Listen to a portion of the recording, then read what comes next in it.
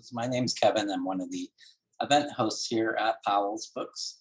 And before we begin, I want to encourage you to check out our lineup of upcoming virtual events by visiting our website at powells.com. If you live in Portland, we're also doing in-store events again, so please check that out as well. If you don't already do so, you can also follow us on our social medias, Twitter, Facebook, Instagram, TikTok, and our YouTube channel. Tonight, we're very excited to welcome Maya MacGregor and Jenn Reese in conversation with Rebecca Mahoney.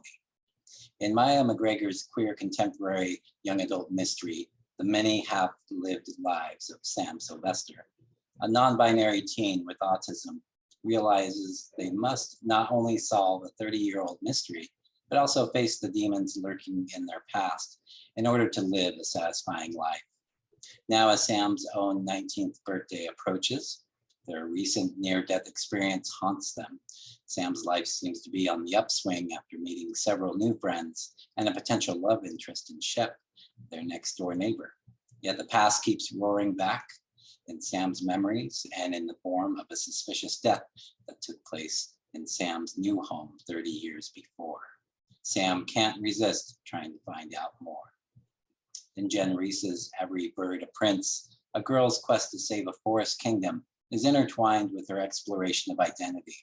The only time Eren Evers feels like herself is when she's on her bike, racing through the deep woods.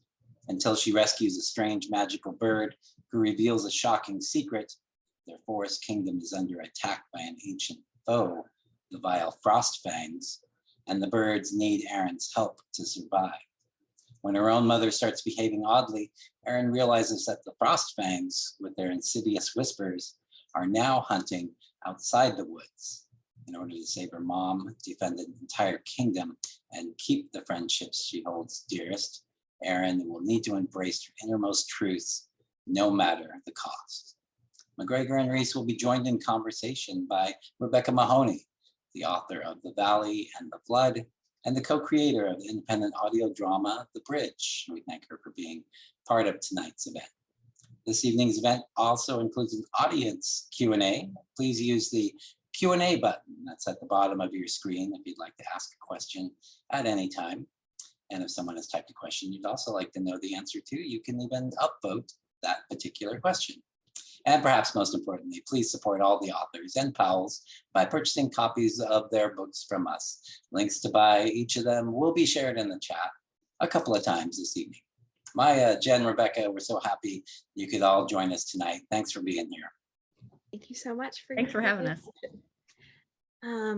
So, hi everybody. I'm Rebecca Mahoney. My book is The Valley and the Flood, and the forthcoming The Memory Eater, which will come out spring 2023. And I am so pleased to be your moderator slash hype woman slash cruise director this evening.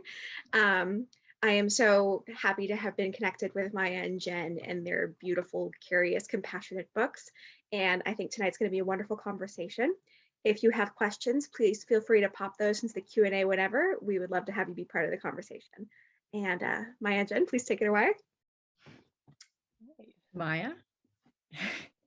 Well, I see 4 of my parents are here. So my mum's in Washington State and my dad and stepmom in Austin, Texas. So I just want to say hi.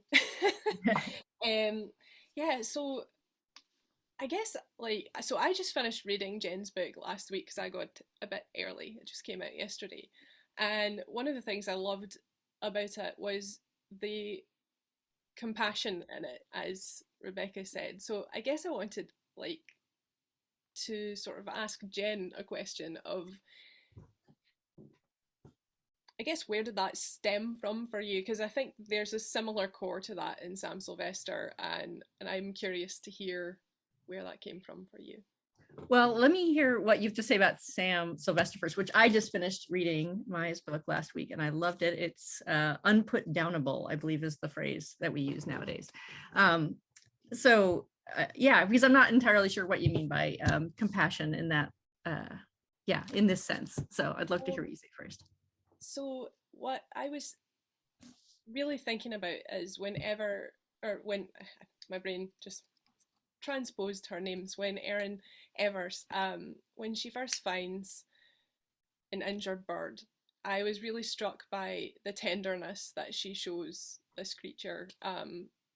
That she, she's a child. She doesn't really know how to fix a bird, but she does her best, and that definitely makes an impression on the world around her.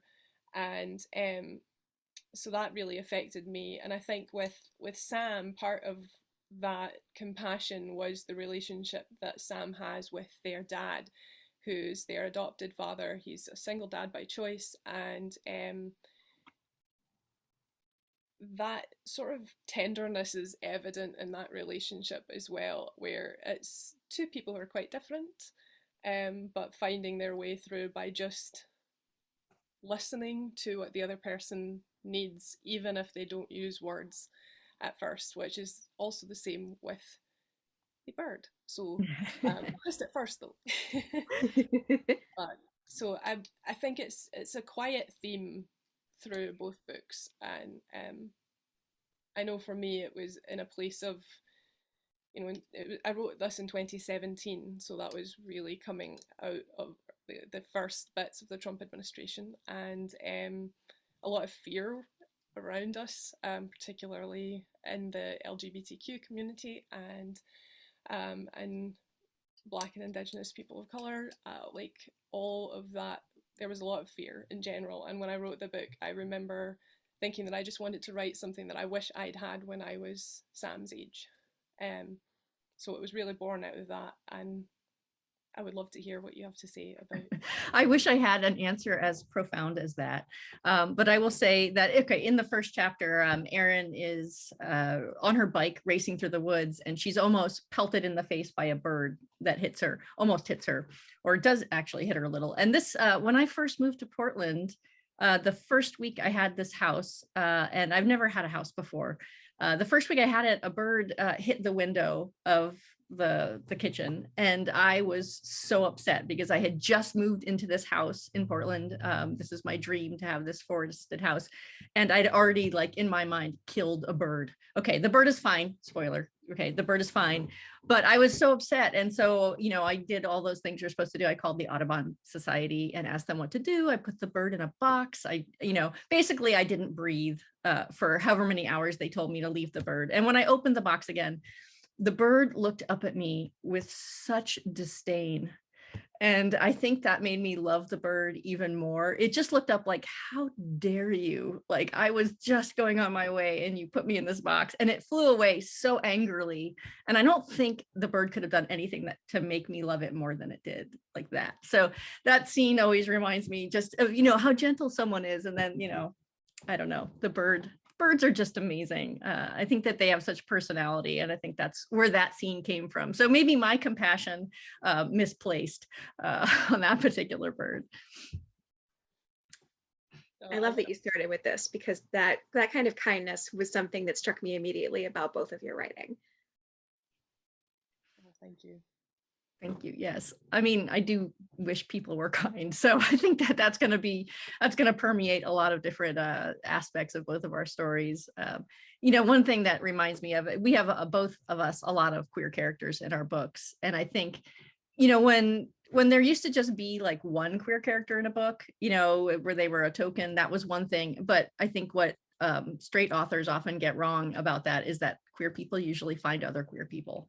Right? Like, we find that community of people who understand and who are kind and who are compassionate. And so I love that both of our books have that type of community. It's, we have queer people finding other queer people, having those discussions in a more profound way. So I think that's another way that that's reflected. Yeah, I would really, really agree with that. And like, also add to it, like, even before we're out frequently, we manage to find each other. And I think that there is a certain amount of tenderness that comes with having a sometimes invisible identity that is marginalized, where you don't know what the reception is going to be if you tell someone. And it's really funny to me to look back, because I went to an evangelical university in Colorado, and out of my group of friends there, almost all of us have since come out. And I think it's really fascinating to look back, because they'll maintain that there's not a single queer person on that campus, but you know, that's never true, A, and B, we found each other even in the midst of that very oppressive, threatening environment. And yeah, I think that is something that is really core to me when I'm writing, Mm-hmm. particularly contemporary fiction. Yeah, for sure. Yeah, there's definitely a reason that found family really endures in fiction with queer characters in particular. Yeah. Yeah. And another thing, another commonality between our books is that our main characters both have one parent. And, you know, I almost have no interest in creating, you know, creating families that look like whatever we used to consider a normal family to look like, because we have a million of those books out in the world right now. And I don't really have much interest in those. I really am more interested in the families that look a little different. So I really loved that about your book in particular. I had such wish fulfillment with Sam's dad, because basically he's the best dad ever. And I was like, oh, I wish.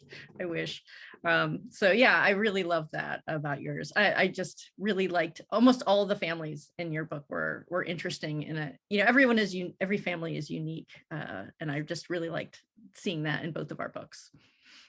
I really enjoyed that as well, and I like the dynamic that Eren has with her mother in the book as well, because it's close in a way that I feel is sort of, I don't even know how to articulate it, but Eren starts realizing something's wrong when that relationship shifts, and I think that that's a really beautiful way of showing something is really wrong, because she notices it in the way that her mother responds to relationship dynamics, and it's not normal.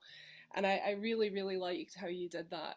I think that, you know, I mentioned when we started that 4 of my parents are here today. I have 7 parents. I started out with 2 and ended up with 7 somehow.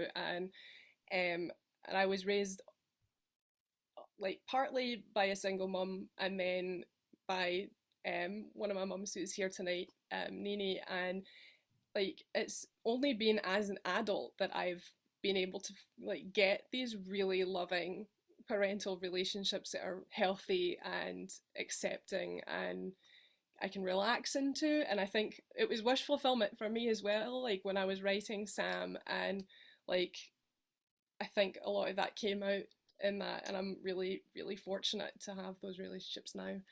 But I want everyone to have them.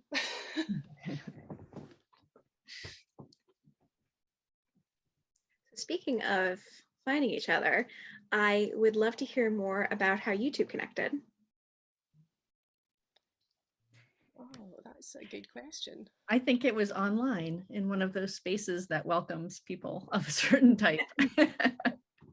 Yeah, that was definitely where it was. And I think that's something that's been really powerful throughout the pandemic, is having those spaces remain safe, because so many of the places in person where we would gather and do things became unsafe.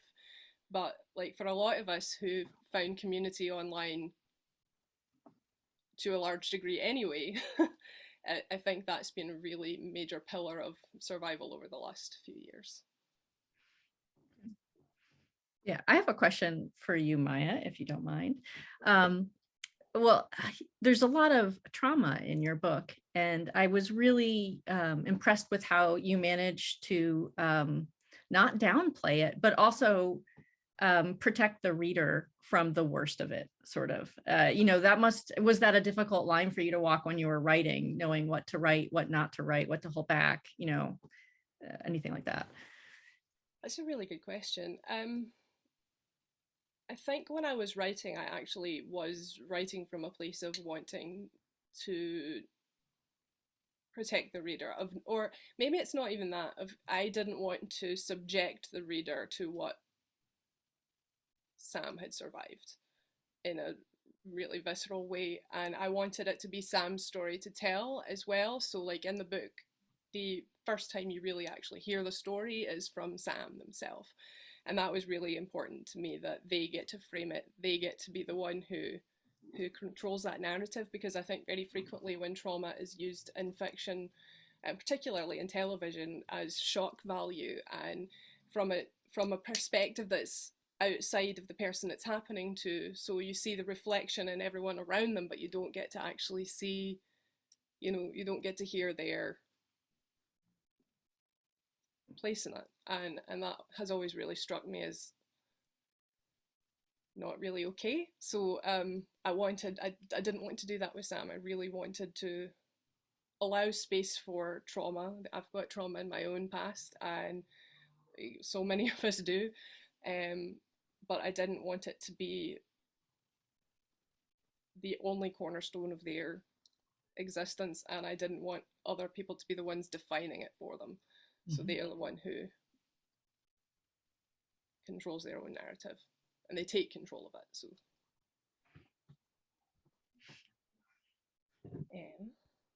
I had a question for you, but it has skipped out of my mind, and I'm going to ponder it.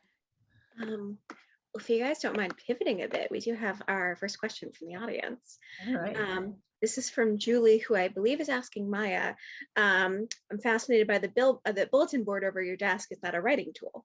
Oh, that is a life planning tool. It's part of the HB90 method of sort of planning for authors, really. And it's all of my tasks for the quarter on the top bit. The ones that are in progress are in the middle bit, and the ones at the bottom, which are not nearly as filled out at the moment, are the ones that are finished. But I actually have a big whiteboard on the other side of the room. I'm not sure if we can see it, but I do use that for like plotting out beats and stuff like that. But as for that, that's my way of containing chaos. Great idea. And actually that does spur a question for me for Jen. So I think that mostly you're doing creative work, so how do you plan how do you contain your chaos? How do I contain my chaos? This is so funny. This year, especially, every month I tried a different system. Just in the first 3 or 4 months, I kept mixing it up to see what was going to work well. What if I write on a schedule? What if I write when I feel like it? What if I do whatever?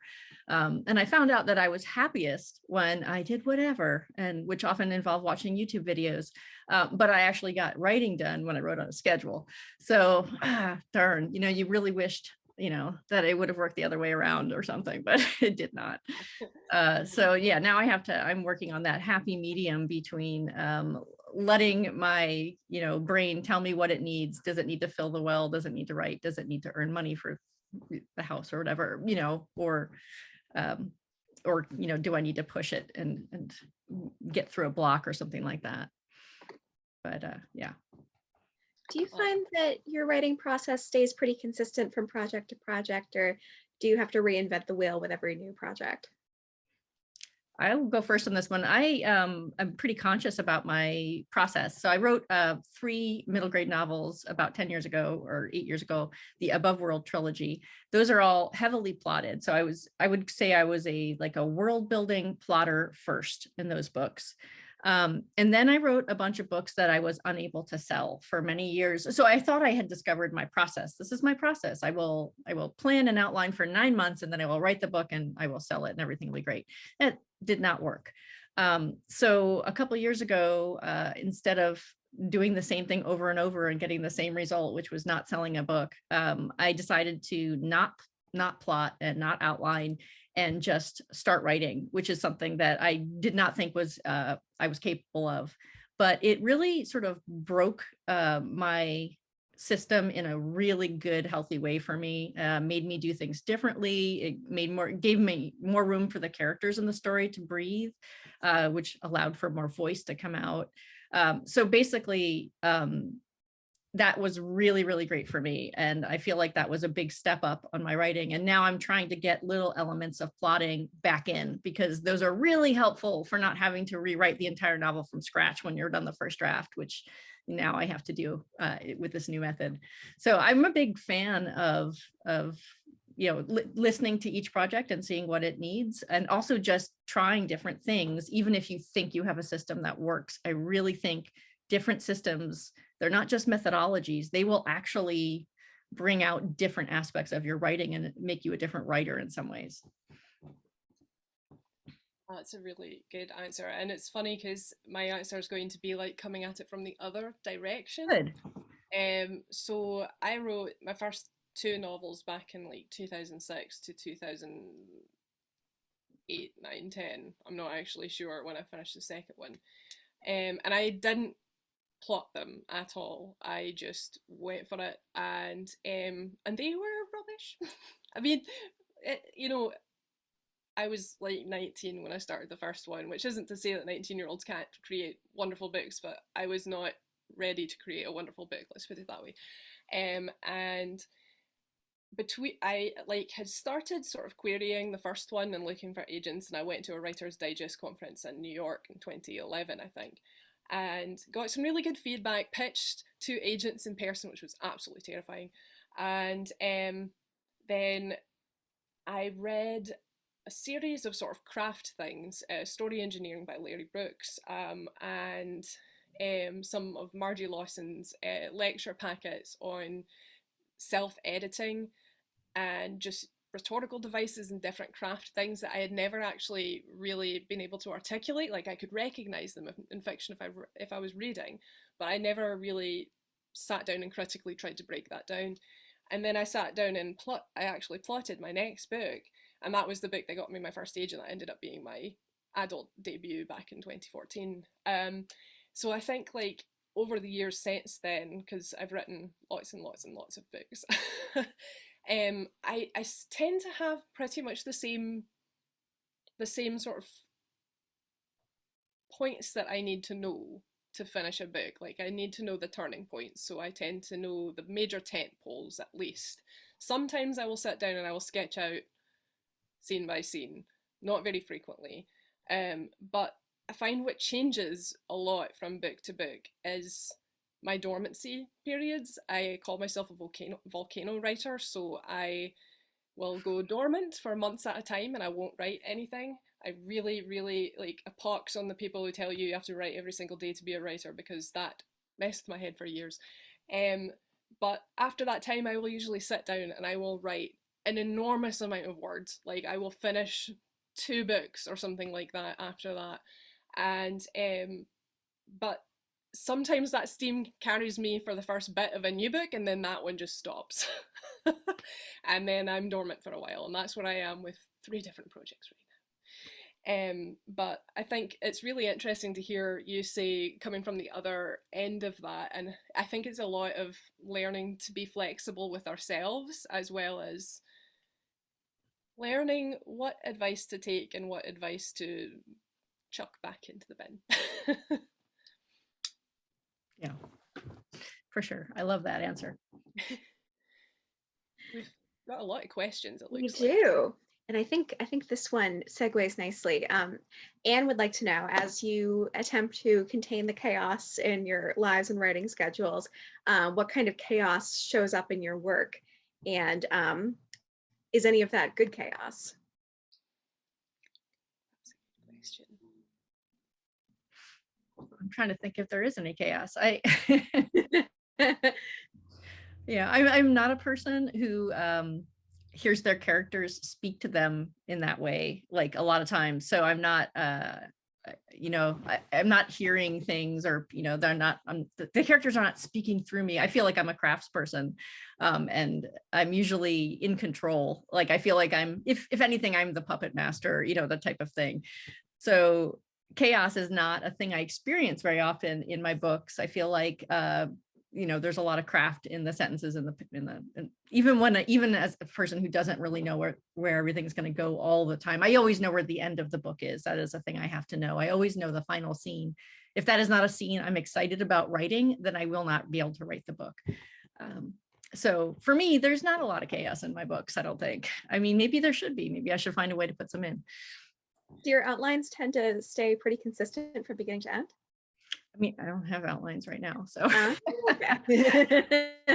Yeah, I have an ending, and I usually, as Maya does, I often know where the big change, I know where a midpoint is. Often I know where some turns are, and what those turns are going to be.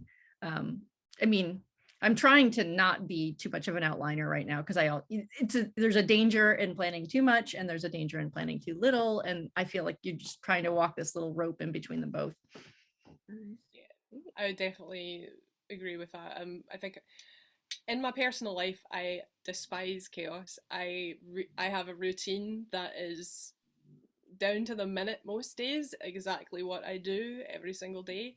I'm autistic. I like a routine. And in my books, like, I feel like whatever chaos is inside of me that needs to come out, I let out through that sometimes. But I think about Sam particularly in this book. I think there is some chaos there, and that chaos is Sam trying to navigate several layers of social dynamics and home dynamics, and not knowing what particularly one kid at school is going to do on any given day. And that's definitely feels chaotic to Sam, trying to anticipate those things and also to take care of themselves and enjoy the things that are going well. So I think that it comes out in that sort of thing. And in like my adult fiction, like I wrote an urban fantasy series that was very chaotic. That's just lots of swords and demon fighting and all sorts of things. And I think sometimes it can be a cathartic thing where it's contained chaos. If it's in a book, it's not in my life. That makes a lot of sense. I can still have my tea at exactly the same time every day. And as long as we're talking about process, Rem asks, what is the most fulfilling part of writing for each of you? I think the joke answer there is having written. But yay, there's almost nothing as good as that feeling of finishing the first draft, I think. Because I think up until the minute I finish it, I'm convinced I'm not going to. I'm not going to be able to. Actually, there's usually a point around, I want to say around 40% of the book. If I can cross over that line, I usually know that momentum will take me to the end and I'll be able to finish it. But yeah, I really love that feeling of having just finished a draft. But readers, for me, I write for middle grade audiences, and there's almost nothing better than a little kid, coming up and telling you it's the favorite book they've ever read. Now, middle graders, the last book they read is almost always their favorite book that they've ever read. But that doesn't matter to me. I want to hear that. Even if their favorite book changes the next book, I still feels fantastic to hear that from a reader. So I don't know. There's a lot of great parts, honestly. I am really similar with a lot of that. I have like the first quartile slump for me, like the first 25% of writing a book for me is like pulling my own teeth out. Like it's just such a slog, and I always am like, how do I write a book? How do I do this? Is this ever going to happen? I've done this how many times now, and I clearly have forgotten how. Like it feels like that every single time. But once I hit it is around the 40% mark, I tend to be like, right, okay, this is a book. This is happening.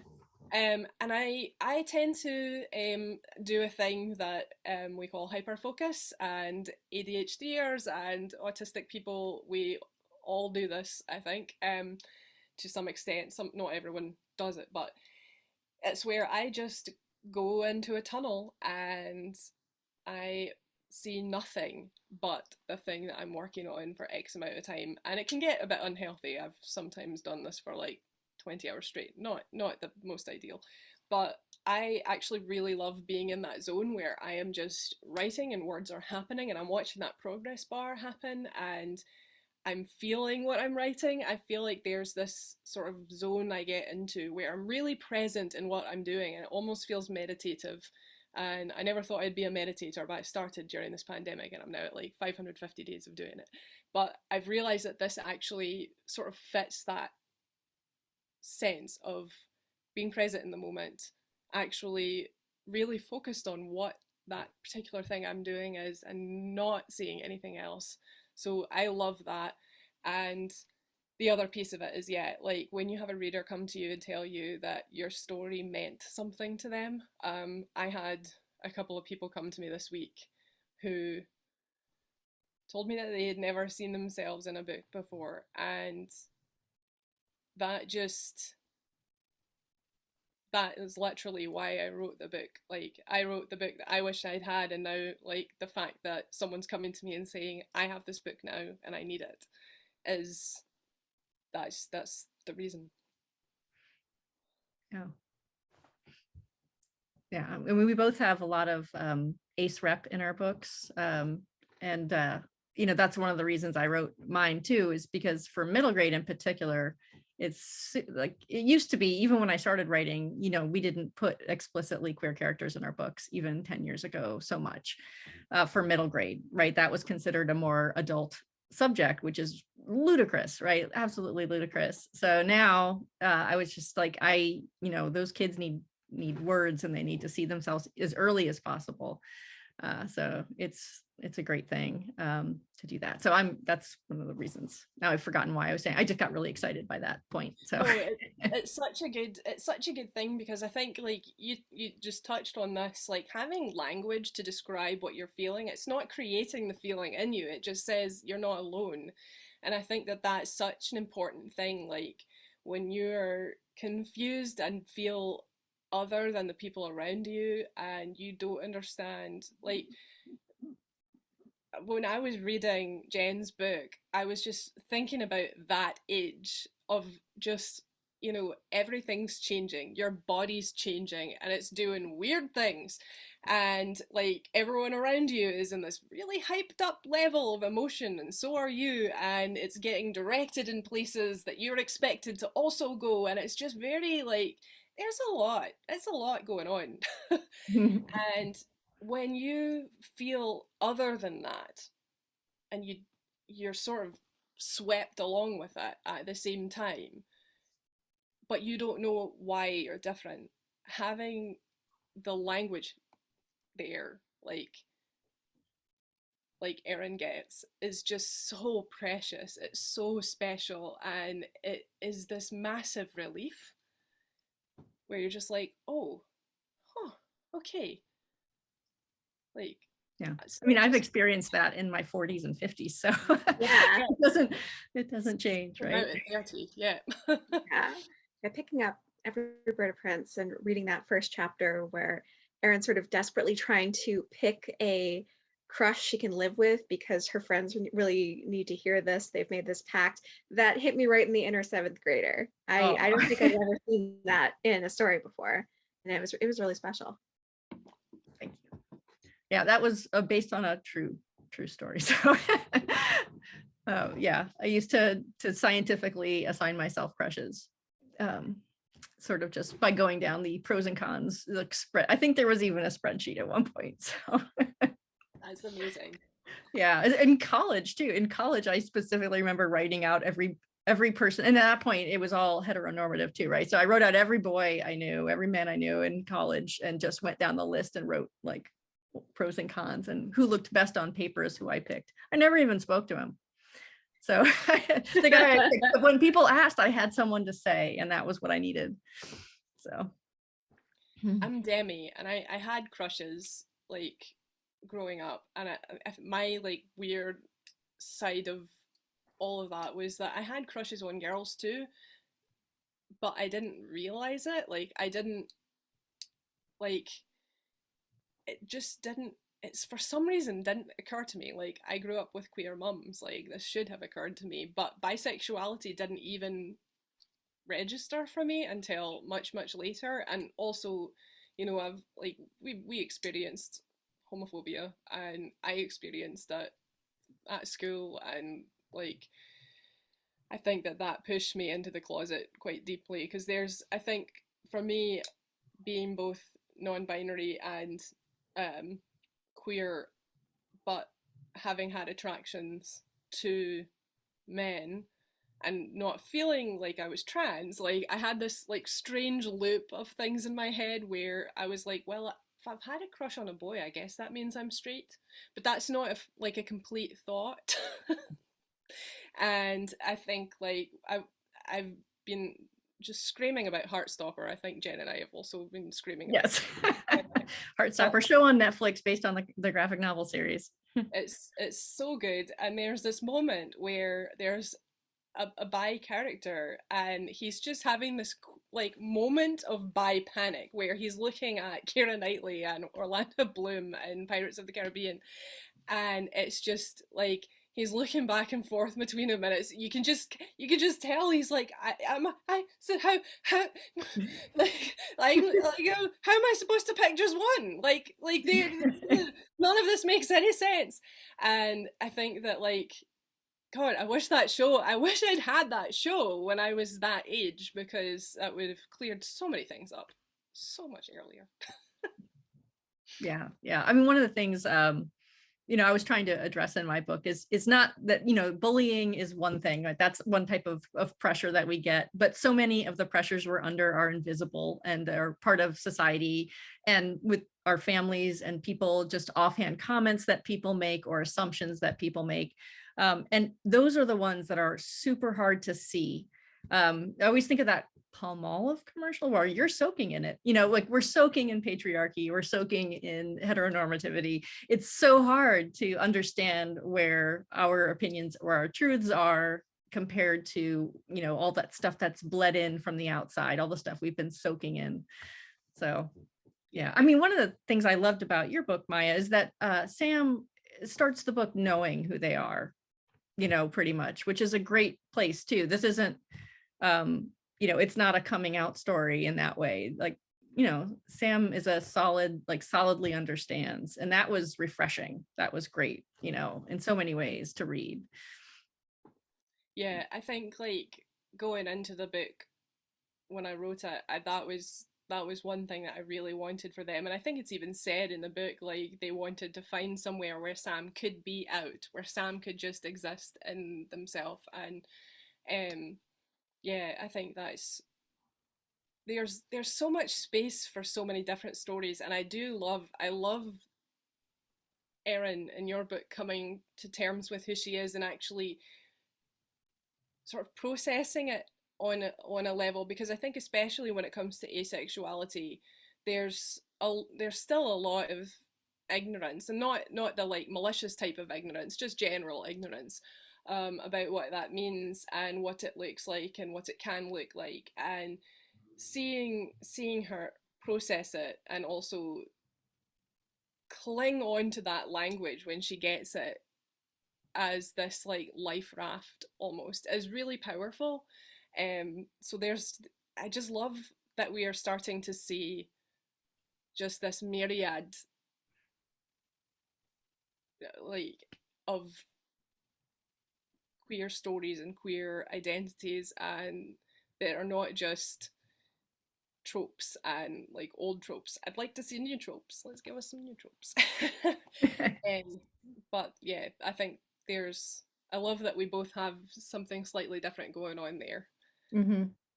Yeah, I'm happy to see the sort of a trend of happy coming out stories I'm seeing in more media, which is, not exploiting queer pain for the story, but modeling proper behavior, having people say, thank you for telling me. And, and it being a happy thing to know that someone you love knows themselves a little better, that type of thing. So I feel like we've been seeing more of that, and that makes me super happy. I'm all for coming out stories that have that type of storyline.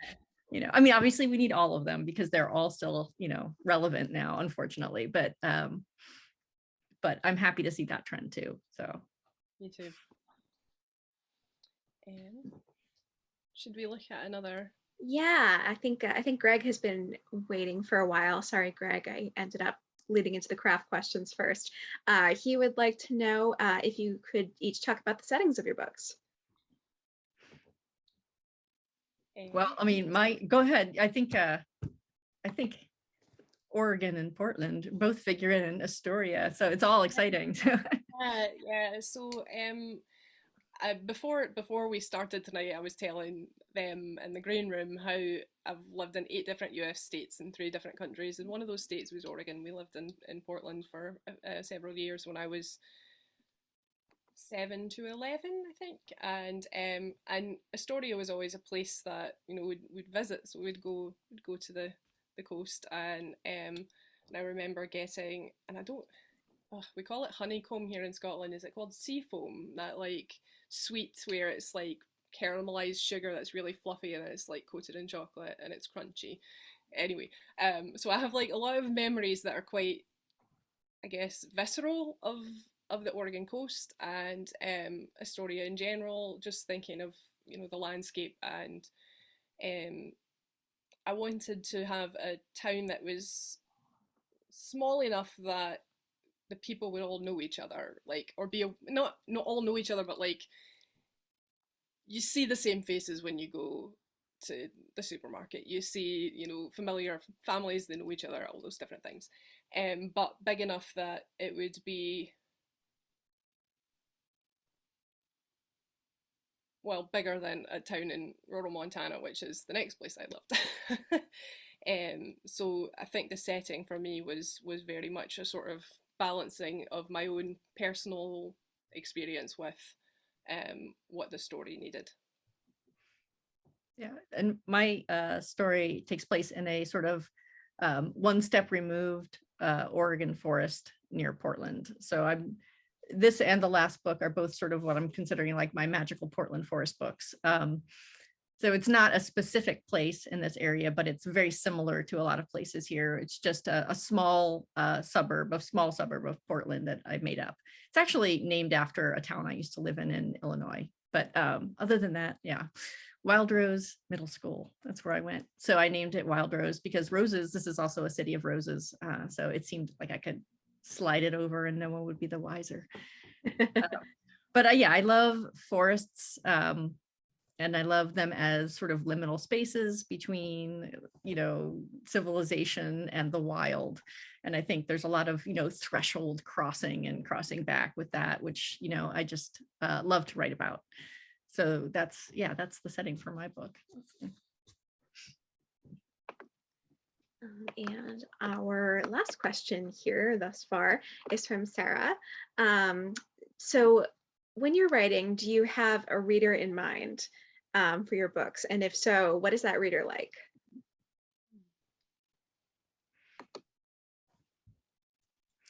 I mean, if you're still thinking, I'll just say for me, for the last couple of books, it's been my 12-year-old self, basically. Books I wish I'd had when I was that age, books that would have helped me. That would have given me language, that would have given me a way out, or, options, or just made me feel seen. So those have been, it's been basically me. I did have one person ask me how I could write middle grade books when I don't have any children.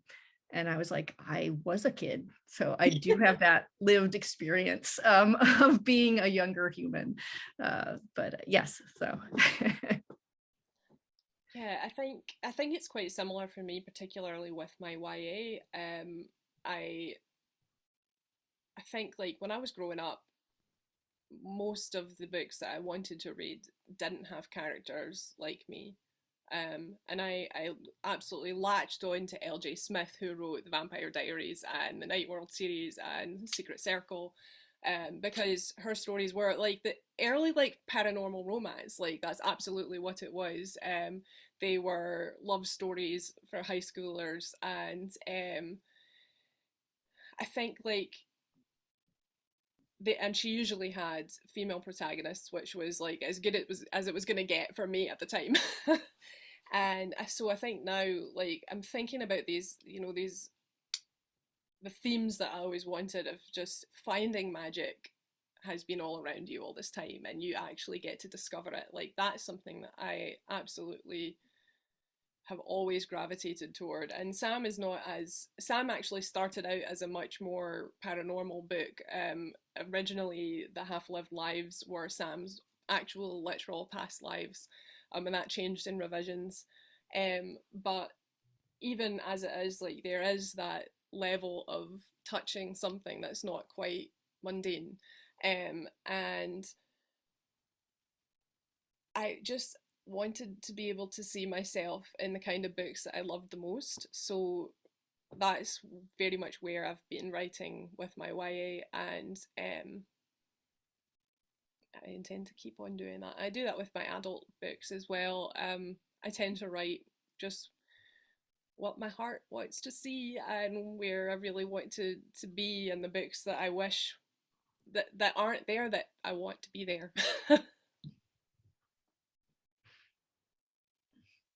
So, to the audience, feel free to submit more questions. We've still got a few minutes left, but before that, Maya and Jen, do you guys have any further questions for each other?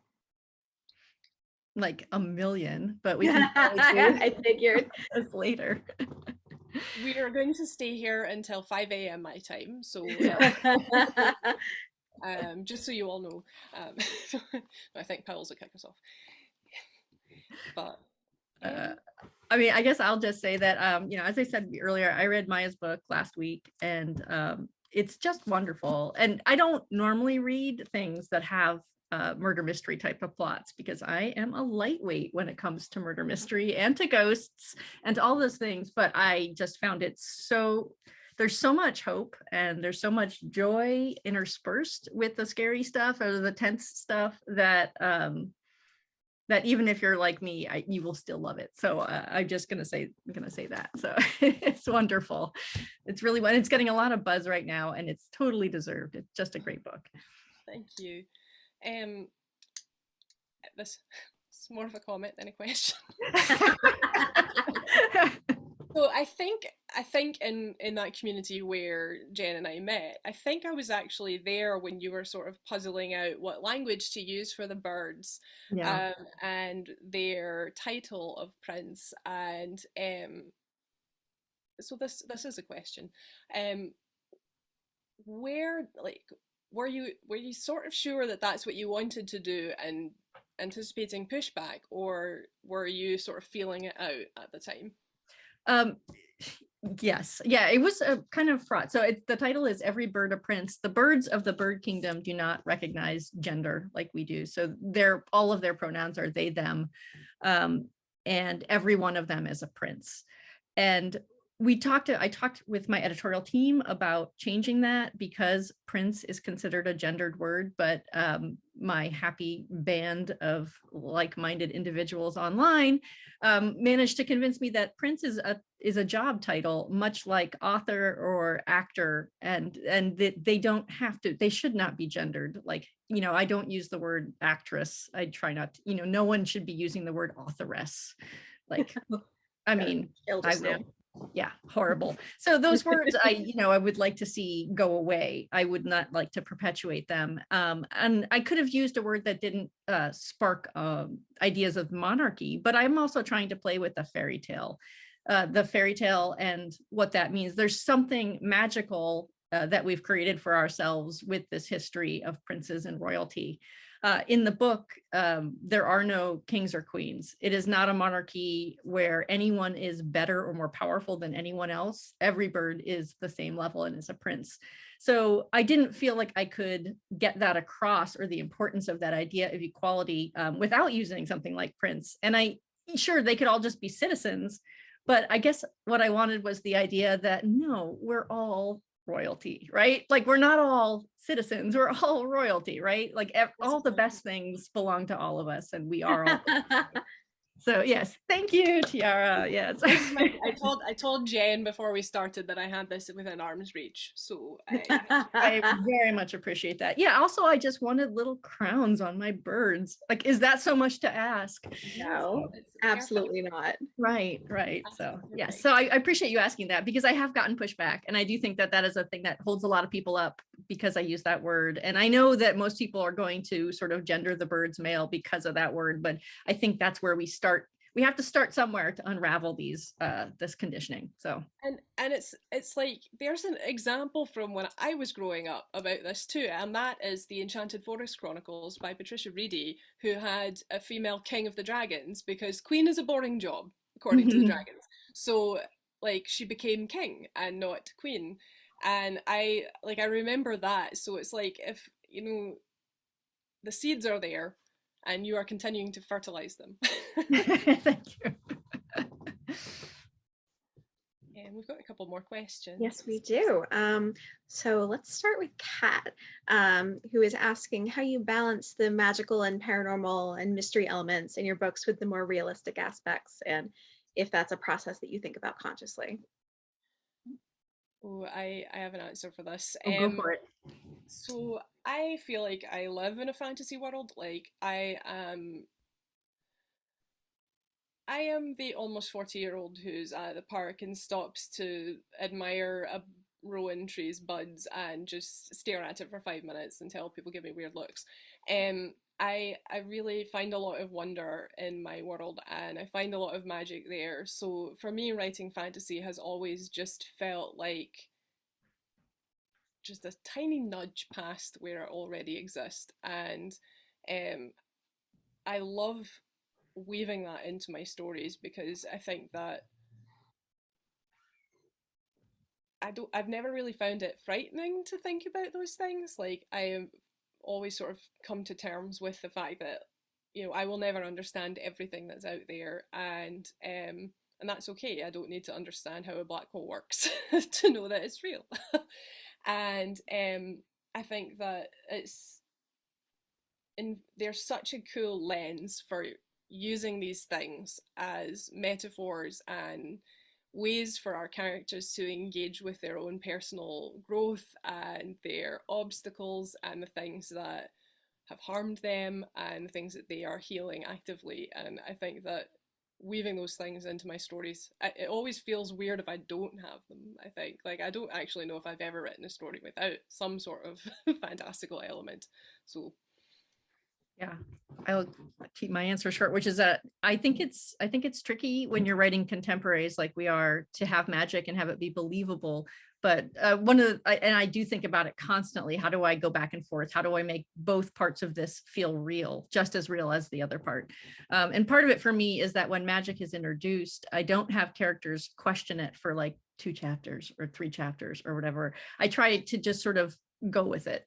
And in middle grade, that's a lot easier, right? Because I mean, most kids want to go with magic usually. Like most, bird is talking, I am there, you know, and I am still at that point myself.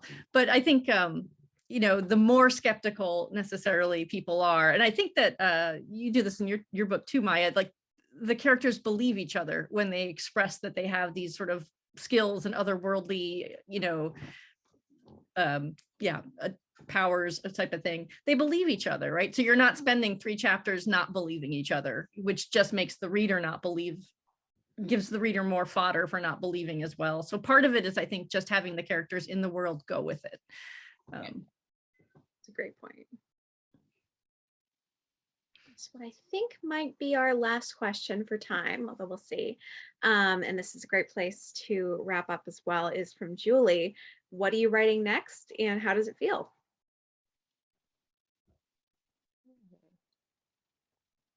So I'm actually about to start edits on the next YA, which is called, my publisher's just picked up the option for The Evolving Truth of Ever Stronger Will, which I think we expect out in 2024. But so I'm really looking forward to digging back in on that.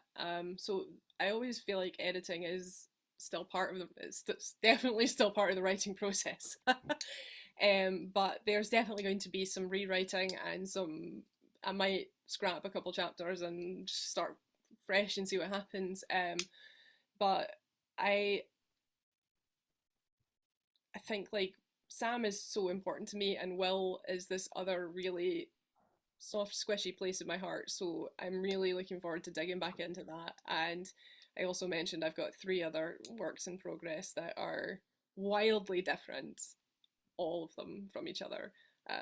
One's a gothic, adult, contemporary, weird fantasy. One's a lit RPG, and one's fantasy romance. So yeah, I've got a million things going on in here. Sounds amazing.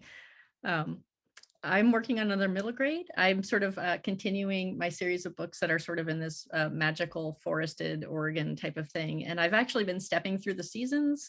Game of Fox and Squirrels took place in the summer, and Every Bird of Prince is an autumn book. And so the next book is a winter book, and it takes place in a large puzzle house in the middle of a snowstorm in deep in the woods. So we're not very far into that yet. So we'll see how that goes. I just love that. I love the progression of the seasons. That's such a cool thing to do. I hope they let me finish it. I hope I end up getting to sell another book that's spring, because I would love to end on spring. So Oh, Yes. that's amazing. All right. Well, thanks all of you. I have the books right here too. Show them close up. There's Maya's book.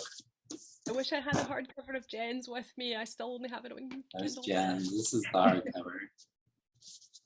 And Jen, you were saying your previous book just came out in paperback this week as well, yes. right? Yeah. Here's Rebecca's book as well. I put a link to the books in the chat. You can click on those and get them from us. Also in the chat, I'm putting a link right now to our YouTube channel, and that is where you'll find a bunch of events that we've been doing through the Zoom era. Lots of great events and talks that you can check out there. This event will be probably posting up there sometime tomorrow. So if you have friends that missed it or you want to share it with people, feel free to do that. That would be great. Maya, Jen, Rebecca, thanks again for joining us. Everyone at home, thanks for this event and all the lively conversation in the chat and the Q&A. It's been a great time. Thank you so much for having us, and thank you, Maya and Jen, for letting me be part of this. It was a wonderful conversation. Thank you to Thank everyone. you, everyone. Total Thanks. bucket list item. Thank you so much for letting me. Little bit. Of course. Have a good night, everyone. Have a good night.